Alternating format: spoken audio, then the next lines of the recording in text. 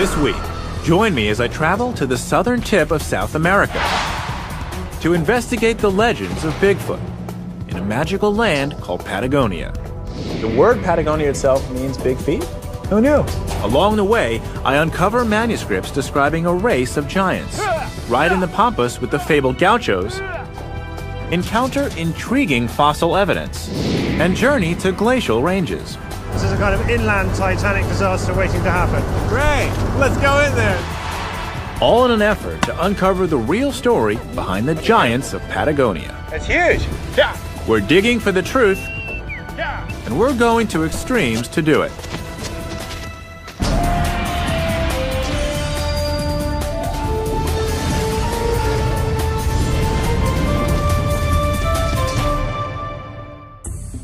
From the earliest seafaring explorers of the 16th century to the British merchant marines of the 18th century, Europeans who visited Patagonia returned with mysterious stories of having seen giants. Hi, I'm Josh Bernstein. I've come here to Patagonia, the southernmost region of South America, to explore the connection between this land and the historical accounts of giants. Patagonia is a massive region that includes both Argentina and Chile. This is a land of extremes, inviting and intimidating at the same time, with majestic mountains and expansive drylands, rugged glaciers and windswept lakes. Everything about Patagonia is epic, even its stories. Today, they include the ultimate in outsized tales. This is home to a Bigfoot so big, it's like the supersized version of North America's Sasquatch. For hundreds of years, some of the greatest maritime explorers in the world, historical luminaries like Ferdinand Magellan and Sir Francis Drake, reported seeing giants that were nearly twice the height of even the tallest explorers. But could these stories really be true? Thank you.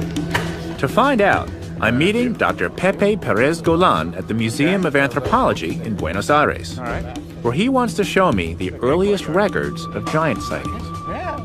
You have a collection here. Yes, we have books here, and we have maps, old maps. Things that the explorers may have had when they were searching for giants here. Yeah, that's right. Oh my God, look at this. Go ahead. Wow. A great room. So where did all the accounts of giants begin? It begins with Magellan in 1520s. Magellan had a guy that kept a diary. And here we have in the diary, it says May the 19th, 1520, and it says one giant. It has been 2 months since the last time we seen an inhabitant of this country. One day, when we didn't expect him, a man with a great figure came before us. He was standing on the sand, almost naked, and he sang and danced, and he threw dust on his head.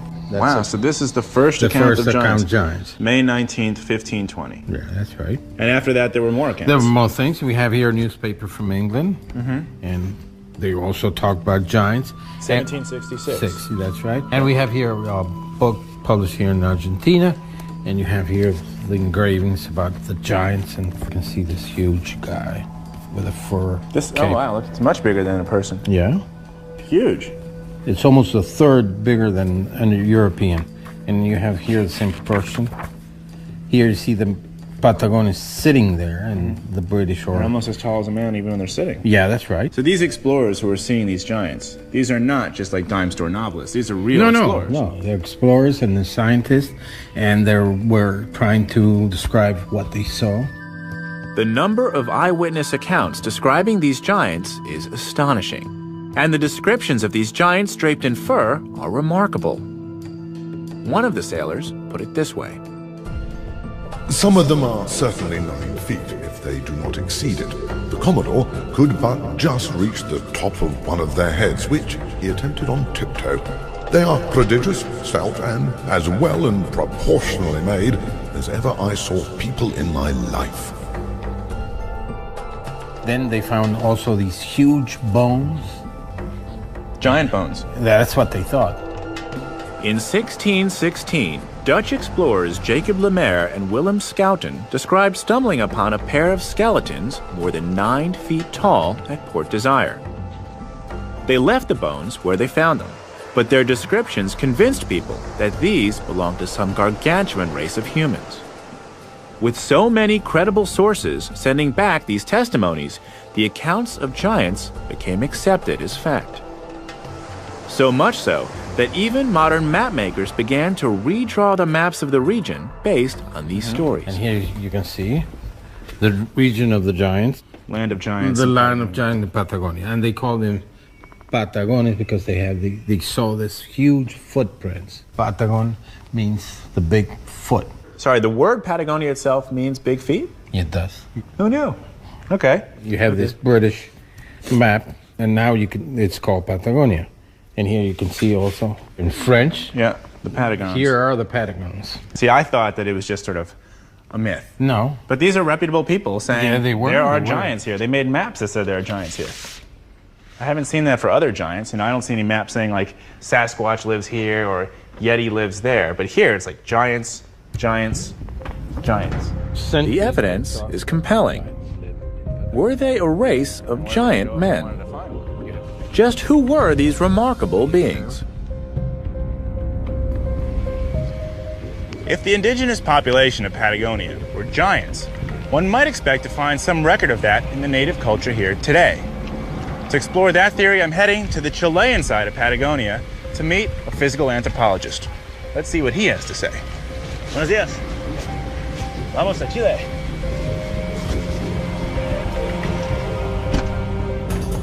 I'm flying south into Chile to Punta Arenas, near the famous Straits of Magellan, to meet Dr. Mario Castro.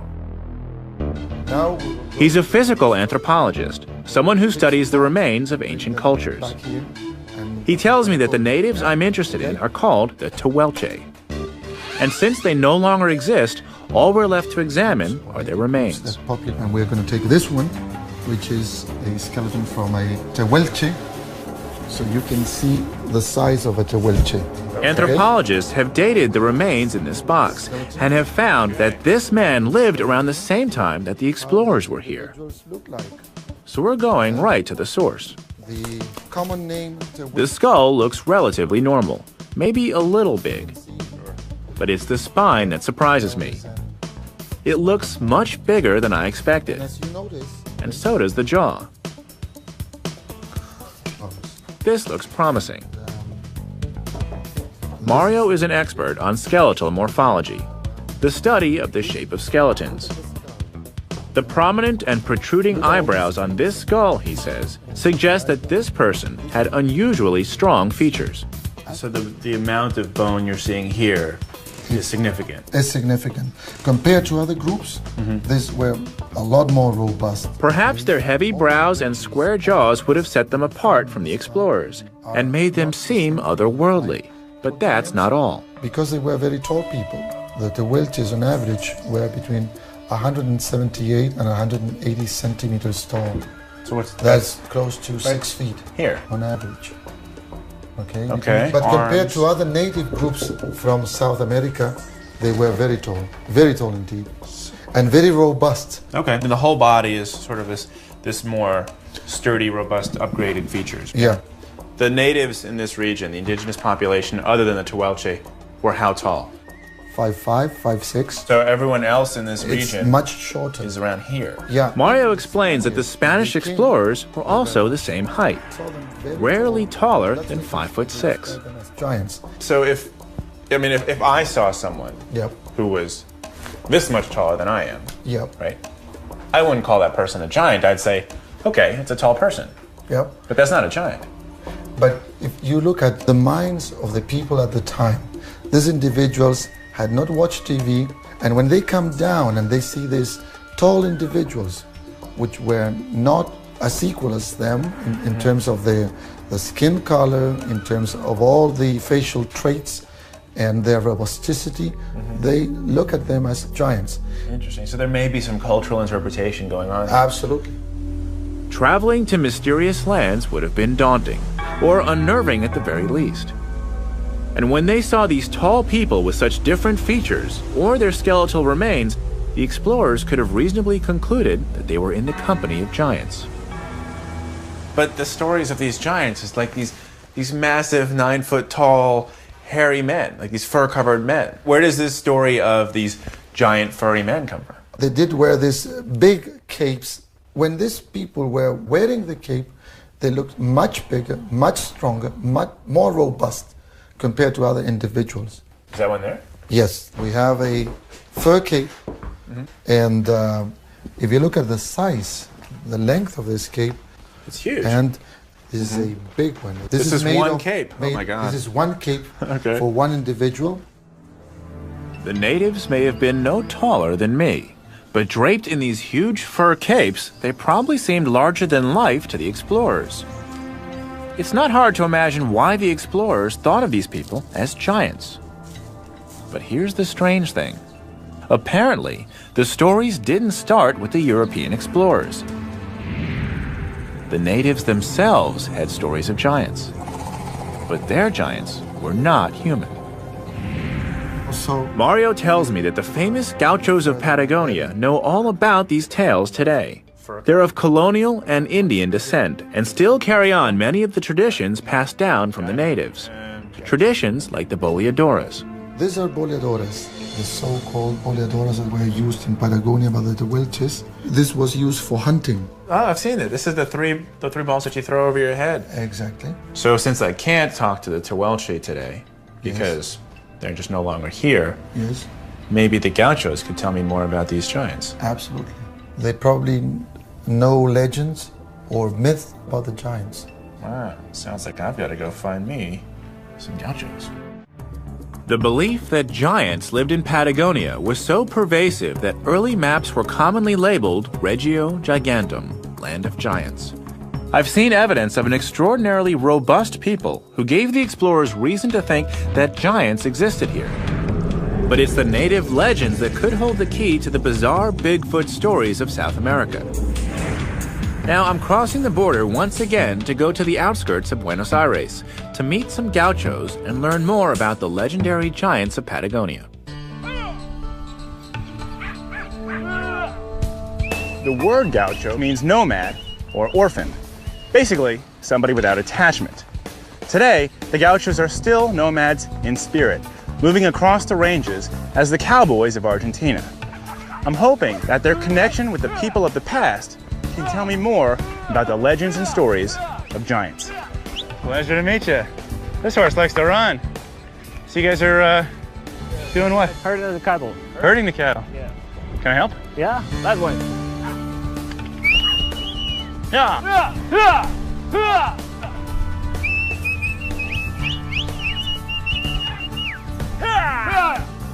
I've seen the bolas that the Tehuelche used to hunt animals.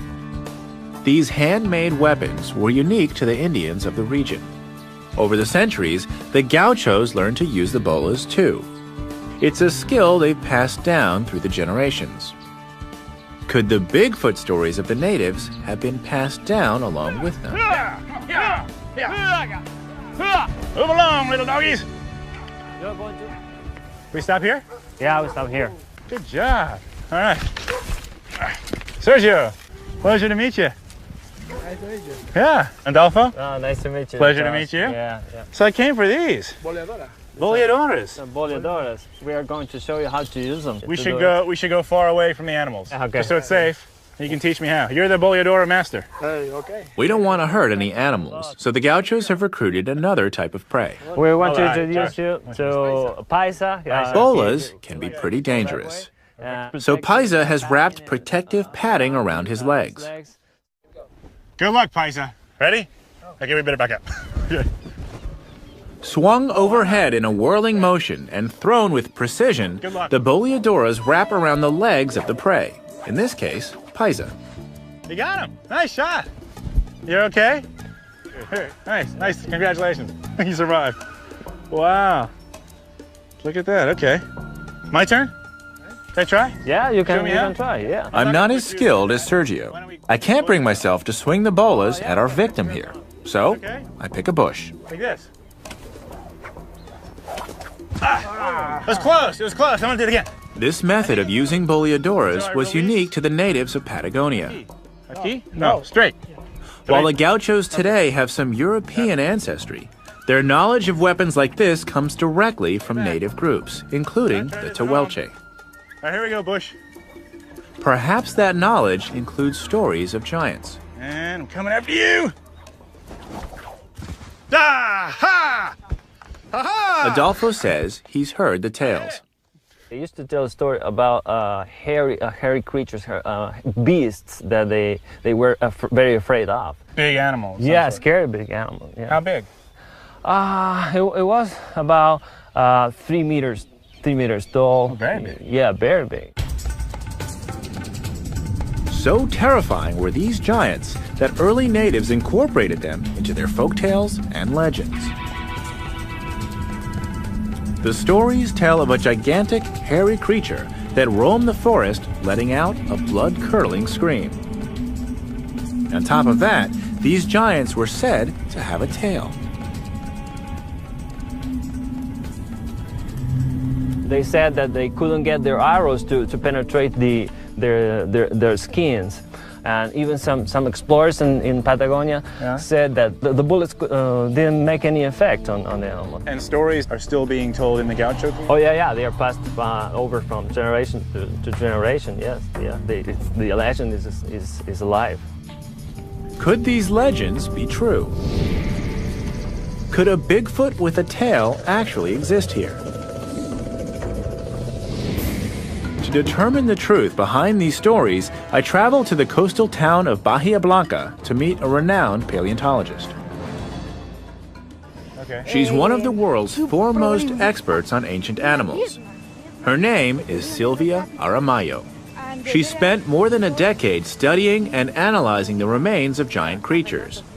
She tells me she has something very interesting to show me. Well, busy. You got lots of people here. Should we go in? Yes, we may go. This is incredible. A series of giant footprints, so big that they seem unreal.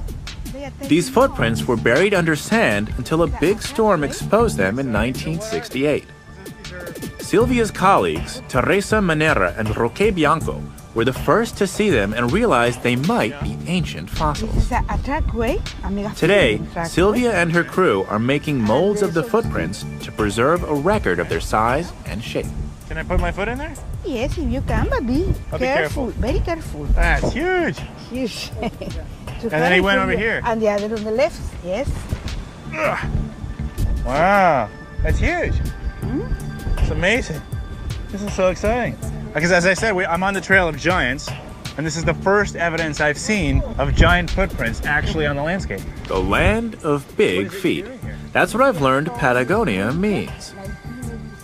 Perhaps Patagonia got its name because the explorers stumbled on footprints like these.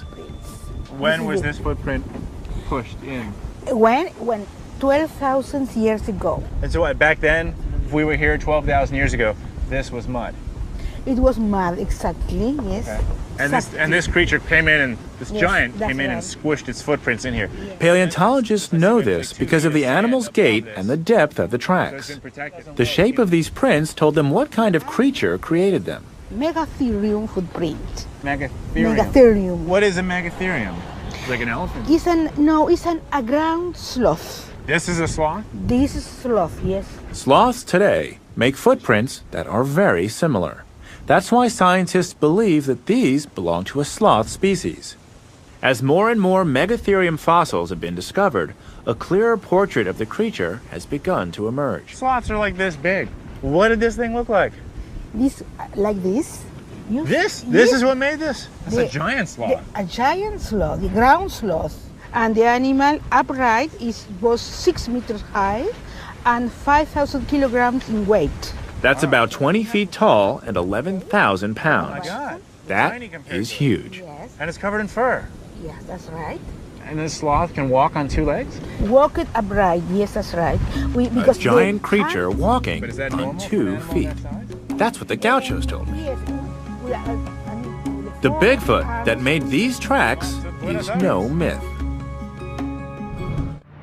My search for the giants of Patagonia has taken a strange turn. I'm no longer looking for giant humans. I'm on a hunt for the Bigfoot mentioned in native legends.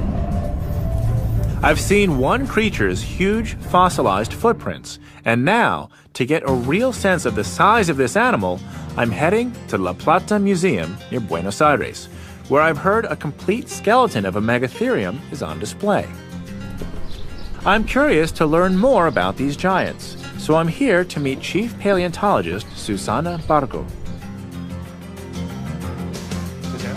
Susanna. Hi, yeah, Josh. Hi. Nice to meet you. Yeah, pleasure. How are you? Wow, this place is great. Yeah. The picturesque La Plata Museum has one of the world's oldest and most important collections of paleontological and natural history specimens.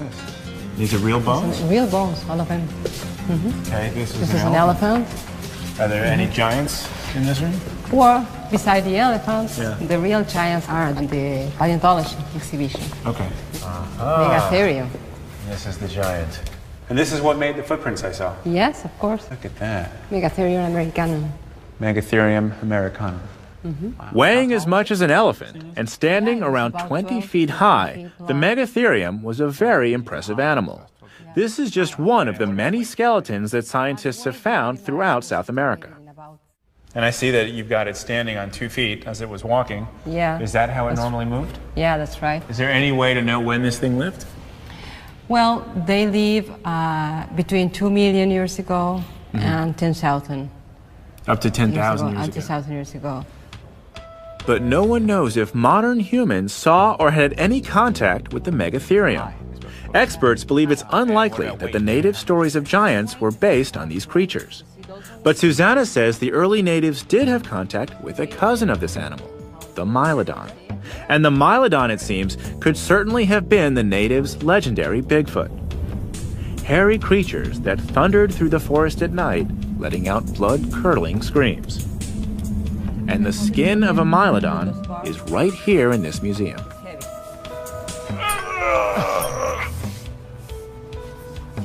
Actually, that is pretty heavy. It's very heavy.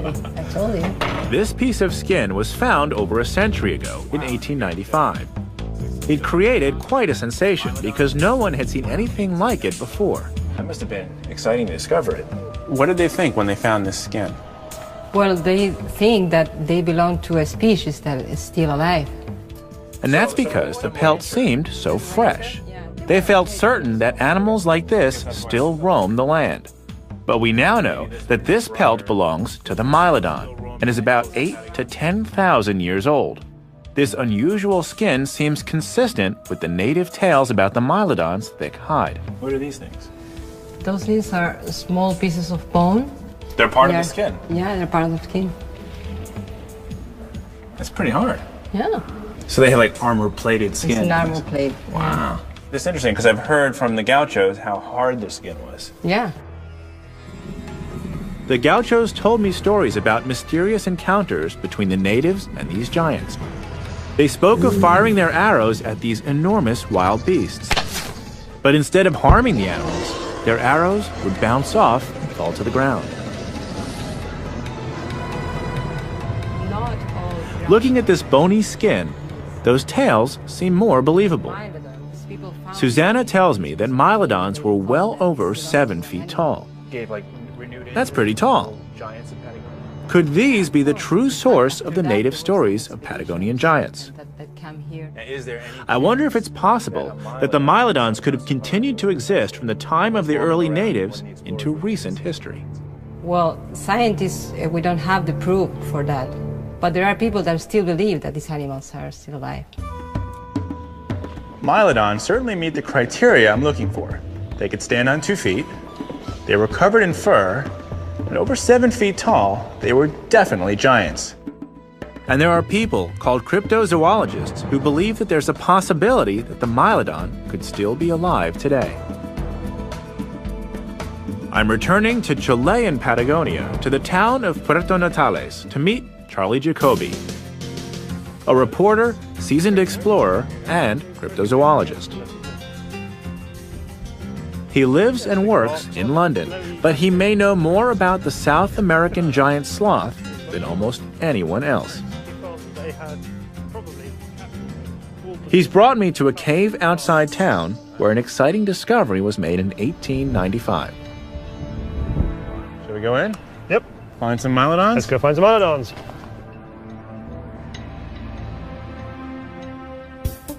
Josh, I'd like to introduce you to the Mylodon. Oh, yes. Close personal friend of mine. Yeah. Mylodon, Josh, Mylodon. Pleasure. This life-size replica of a Mylodon is about 9 feet tall. So it looks more like, you know, sort of polar bear meets anteater. You know? Well, yeah, I'd say a kind of 9-foot hamster, really. So not necessarily hunting people down. No, definitely not. Gosh, it just looks so, you know, ready to kill you. So this sculpture basically represents what was discovered in this cave. Yes, that's right. There was a sea captain called Herman Eberhard, who bought all this land here in the 1890s. He rode up here one day and he found this skin in the back of the cave. That's the skin that I saw in the museum. This Yeah, exactly. furry, stony looking. With the little bony bits in it, that's right. Said The skin looked so fresh that everyone concluded that the animal had died recently. And this electrified Edwardian Britain. I mean, sloth fever gripped the country. The newspapers were fascinated. So this is where people were coming looking for these 9-foot sloths. Sloths. Sloth. Sloth. Sloth. Sloth, Josh. Tomato. Tomato. Okay, fine. Instead of calling the whole thing off, we get on with the story about sloth fever. And the Daily Express had this bright young writer who was very good at cricket, but they thought would also be very good at exploring, called Hesketh Pritchard, my great-grandfather, and sent him out here. Hesketh Pritchard, Charlie's great-grandfather, came to this region in 1902 hoping that somewhere in the vast expanse of Patagonia, Mylodons might still roam. He traveled farther than anyone else into the wilds of Patagonia looking for them. And Charlie is determined to continue that quest. So this is despite the fact that scientists are saying this animal went extinct long ago. Well, scientists are constantly revising what they say based on new evidence. Charlie takes me to the back of the cave and explains that scientists originally thought Mylodons became extinct before humans came around. Sure. This was where they first discovered that Mylodons and man lived together in the same place. Not in the same cave. Yeah, in the same cave. Absolutely. Really? Yeah, How does that work? See that wall there? That was built right up to the top, and behind that, they reckoned that people kept Mylodons. Were they kept as pets? Were they kept for food? Scientists can't say for sure. But one thing they're fairly certain about is that Mylodons no longer roam the region. Charlie, however, is not entirely convinced. So you think scientists may be wrong here? Well, science is always revising. I mean, history is always revising. That's what's so magical about it. And so some discovery would create a new timeline of when these animals went extinct. It's always possible. It's possible. I mean, that's the thing, isn't it? It's a spirit of adventure. You know, it's the looking. If you're just going to sit in some crusty museum going, no, there aren't any, that's no good at all. Right. You got to get out there and have a look. Well, what kind of evidence do you have to support this idea that one survived? Well, the same evidence that sent great-grandfather here in the first place. It's stories. It's stories about natives who fired arrows at this stone pig, as they described it, and the arrow would just bounce off. Charlie says if we can prove that arrows do bounce off a Mylodon skin, it could help prove that the native stories were not hoaxes. In fact, he thinks that Mylodons may still exist today. No, we could actually go and try that if you like. Yeah, be all for that. Let's go and do that. In my pursuit of giants, I've seen huge fossilized footprints, examined the pelt of an ancient sloth called the Mylodon, and explored a cave where they once dwelled. Could the native stories of Bigfoot be based on fact? To find out, I'm about to try an experiment with giant sloth enthusiast Charlie Jacoby. To do that, we have to travel through the town of Puerto Natales. Yeah, this is Mylodon Central. This town. This town. People love stories about giants, and that may be one of the reasons why the legends have persisted through the centuries. Go ahead and check them out. Let's go and have a look. I'll check this out. Oh, fantastic. But another reason for this fascination is that from time to time, stories of Mylodon sightings crop up throughout South America. The Bigfoot stories just never seem to stop. Find me! Find me! This is fun, but we need to get back on the trail of giants. Did the native legends have any truth to them? Can Charlie prove their stories are based on fact? Charlie, my man, what have you cooked up? Well, this is the Mylodon arrow to skin simulation. Ah, I've heard about this. You're gonna love this. Okay. So, It's not absolutely secure. yes. Pull the skin up a bit. Okay. But this skin is an approximation of Mylodon skin. It's 3 pieces of goat skin glued together with a layer of dermal ossicles of bones inside. A Mylodon skin weighed about 4 pounds a square foot. Yeah, I saw they were thick. Yeah, thick. If you were wearing them, you'd be carrying an extra 100 pounds of weight. Okay. And one of the reasons was the ossicles, the little bones inside it. I see, you put stones inside between the two. That's the closest to dermal ossicles we could get. Okay. And what we're going to do is we're going to take a bow and arrow and shoot it at the hide and see whether that matches the native legends of firing an arrow at a Mylodon and the arrow just bounces off. Got it. Let's go.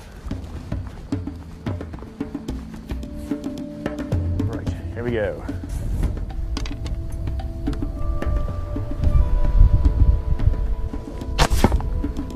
Bounced right off. It works! Let's do it again. Let's do it again.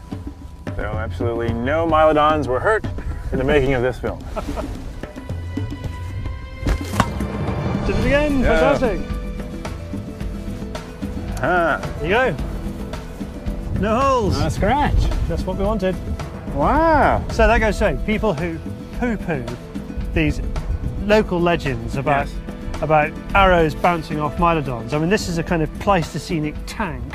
Now, is it possible that an animal of this size could still be found today? I mean, could any animal that was extinct be found today? Yes, several have been found. They found 2 species of deer in Asia. One was in Laos, one was in the Cardamom Mountains of Burma. They found an ox over there. And of course, here in South America, they found the Chacoan peccary, which is a 100-pound pig.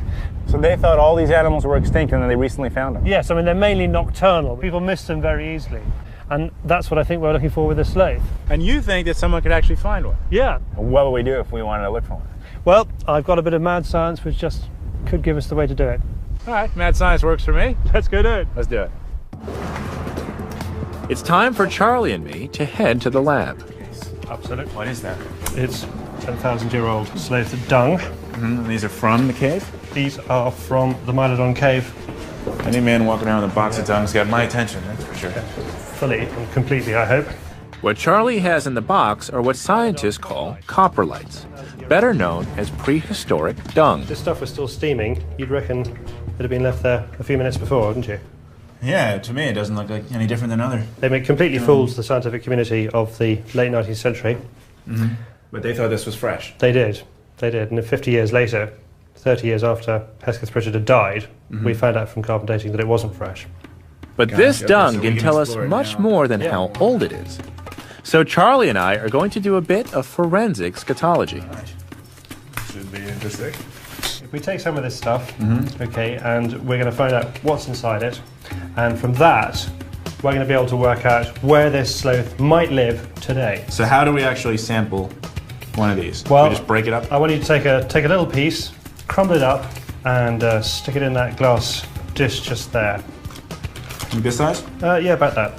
Oh, God. Oh, that's terrible. Tastes like chocolate. Very good, very good. It is chocolate. Not that gross.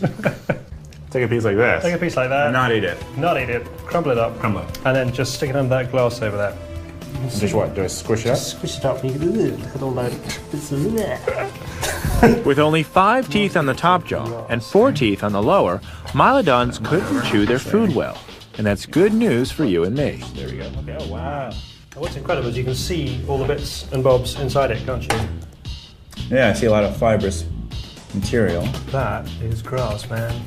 So you actually know what these plants are? Yep, they took them off to Uppsala University in Scandinavia, they washed them down, they did a DNA analysis, they found grasses, they found Poaceae, Cuperacea, that kind of stuff.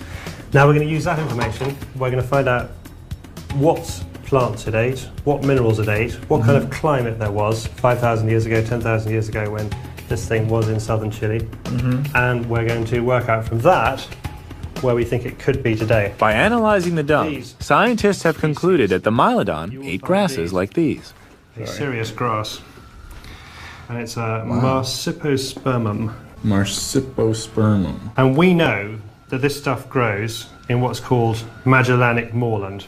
So these plants were around 10,000 years ago. They were, yes. They're in the feces, the coprolites. They are. And they're still around today. They certainly are, exactly. Wow, okay. So what do we do with that information? Well, we're going to layer that onto the map, along with information about climates, and we're also going to find out what minerals supported sloth life. So we take a map. Yeah. Okay. Climate, green, and we reckon it is going to be found in highland areas of South America. So we're looking at this area just here. And this is the Magellanic moorland. Gotcha. Okay. Okay. Next one. So this tells us that if a sloth were living in South America today, yeah, it would be eating plants in this region. That's right, because that's where you find those plants now. Using the same technique, Charlie colors sections of a second map to reflect the areas that have the minerals found in the dung. And then he colors a third map to outline which climates could support a Mylodon today. The highland areas of Brazil, Guyana, and the Andes. Wow. So we've got climate. Yep. We've got minerals. Yep. We've got plants. That's right. And now? Put them all together and see where we land. All right, I'll let you do the honors. All right. So, first one. Plants. Second one. Minerals. All right, hold on. Let me line these up. Got it. And the third one. That's climate. Climate. So we want to go where all three intersect. That's absolutely right. There. That's the place. A place called El Calafate, at the foot of the Perito Moreno Glacier. A place that was very remote until 100 years ago. And is that where your great-grandfather went? That's right, and he was following the legends into the Andes just there. We're doing it a different way, and we still end up in the same place. Okay. Let's go. All right there. I've traveled to the farthest reaches of our planet to investigate the connection between Patagonia and centuries of giant sightings. I saw real evidence of Bigfoot, shot an arrow at a simulated sloth pelt, it works, and examined prehistoric sloth dung for clues about where Mylodons might still roam. Now, Charlie and I are heading out by plane to El Calafate in Argentina. Hesketh Pritchard followed the legends for a year to make it to this same area. But we got here using science. And for us, it's just a short plane ride away. You might think that a quest to find an extinct animal is crazy and that Charlie and I are nuts. But the truth is, animals long thought to be extinct are still being found today. So the question here in Patagonia is, could one of these giant sloths still be roaming the land? There's one way to find out. Aha! Wow. This is going to be fun. Here's our company. Charlie and I are now at the southern tip of the Andes, heading towards one of the largest glaciers in the world. This is Mylodon country. And this was the area that Charlie's great-grandfather came to. He explored all this area behind, all around these mountains here, up here. He got caught on this lake for 30 hours in a boat. The wind comes up incredibly fast around here. So is this area fairly well explored? No, well, he was about the second or third, and then he went further into the Andes than any other explorer before him. That's the glacier. That's the glacier. Sure. The Perito Moreno Glacier is one of the largest in the world. There's so much ice here that weeks of 70-degree temperatures don't have much effect on melting it.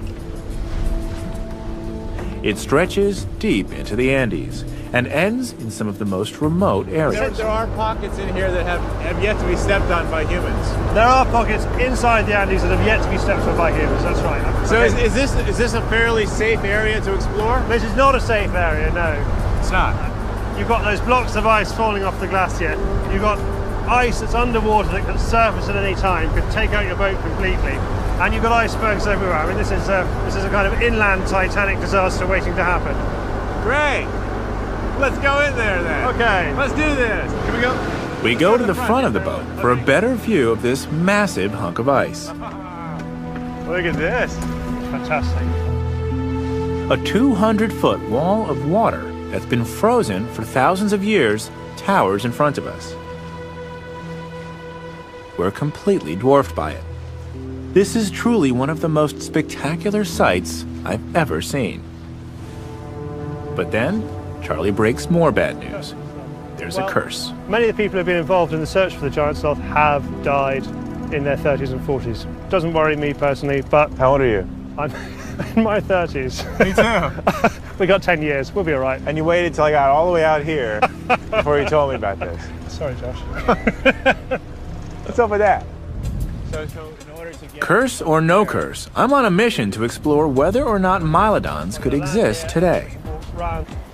So we head to the glacier, because Charlie wants me to get a look at the hidden world where Mylodons might roam. This is where human country stops, glacier begins, and beyond that, maybe a lost world. Wow. So we go check it out. Okay, let's go. Charlie has arranged for us to meet a couple of guides who can take us up onto the glacier. Hey guys. Here we go. Here's Cooney. Hi, Josh. Nice to meet you. Nice to This meet is you. Martin. Hi, Josh. How are you? Pleasure. Before we head up the slippery slopes, we have to be fitted with crampons, metal spikes that are strapped onto our shoes. Okay. Without these, we wouldn't be able to walk on the glacier. Follow me. Let's go. Okay. Let's go. Strange walking, isn't it? It is. That's a big one. You've got to watch out for crevasses around here. How far down do they go? Long enough for a giant sloth to not be able to get out of them.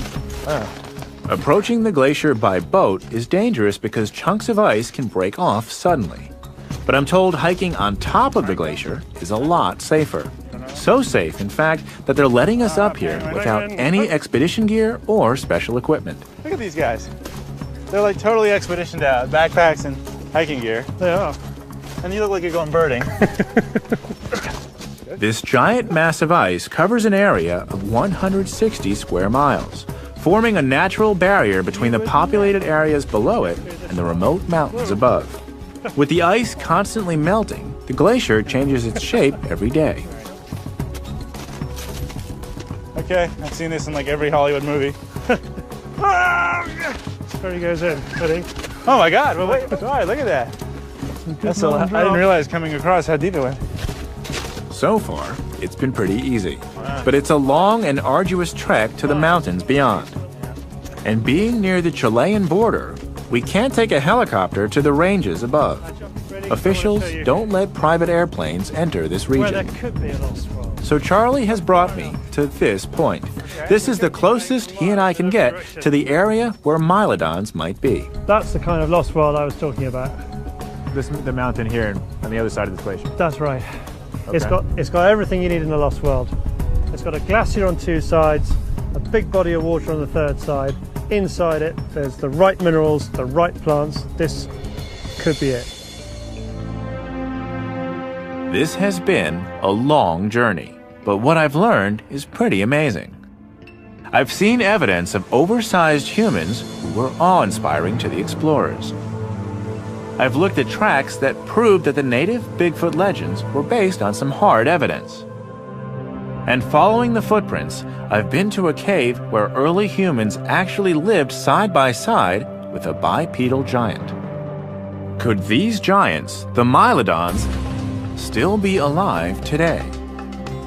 In the last few years, so many species of wildlife have been rediscovered. The chances that the vast, unpopulated expanses of Patagonia might still hide a giant with big feet shouldn't be discounted. At least, not yet.